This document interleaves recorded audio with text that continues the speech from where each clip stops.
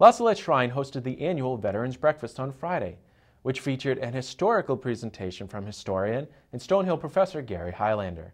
The presentation covered aspects of the Vietnam War and highlighted the Tet Offensive, which marked a turning point in the Vietnam War. We spoke with Gary Highlander to learn why he thought this was an important issue to discuss with the community. Veterans present Hums.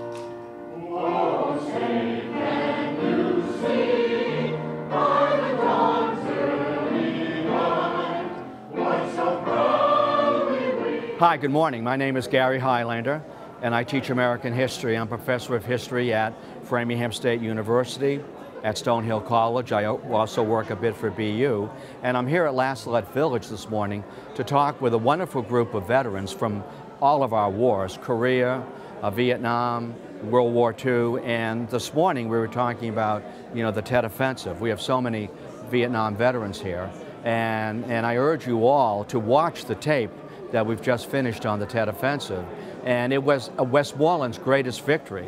However, the American press did not report it as an American defeat. They reported it as, how can the enemy do so well under our very noses when we were just told by Westmoreland and Ambassador Ellsworth Bunker that we're winning our war. This is in November of '67, and Bunker and Westmoreland go back to Vietnam, and in January, 2 months later, less than 2 months later, we have the enemy attack the length and breadth of South Vietnam, and that tended to re-energize the anti-war movement. But this was a great group, and we were very much on the same page, and I wanted to thank them and to thank every veteran. My name's Petty Officer Henri G. Brousseau from the United States Coast Guard. I am on active duty at Station Cape Cod Canal in Sandwich, Mass.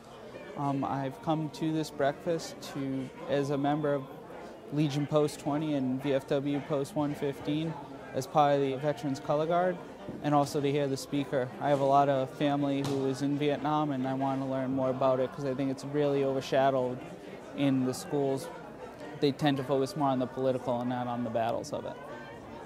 I've always had a high patriotism.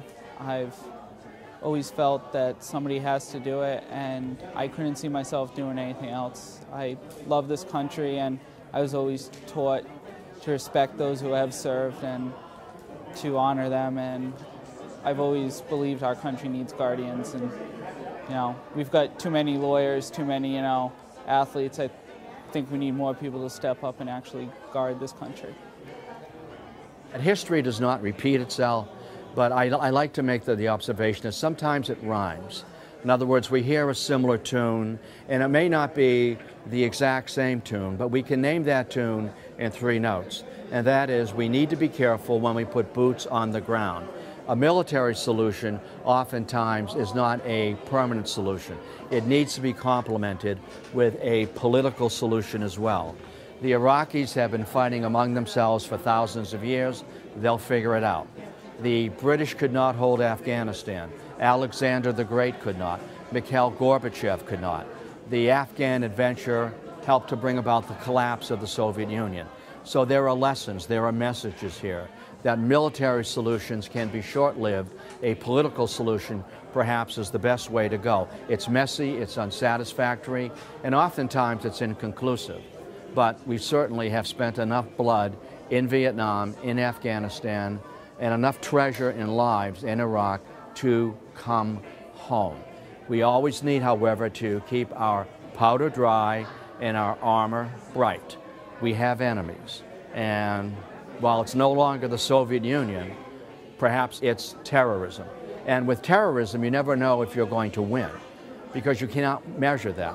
There'll be no victory parades, but we need to keep, as I said, our armor bright and our powder dry and be prepared. I think we tend to forget about what has gone on and the sacrifices people have made to keep this country free, to protect us, to make it easy for us to live the way we do. And I think we can't forget that. We can't forget the veterans. We can't forget those who serve now. Remember those who have given their lives for the country, and especially, with the topic of the Tet Offensive, to remember the guys who in Vietnam served and then were ostracized for it.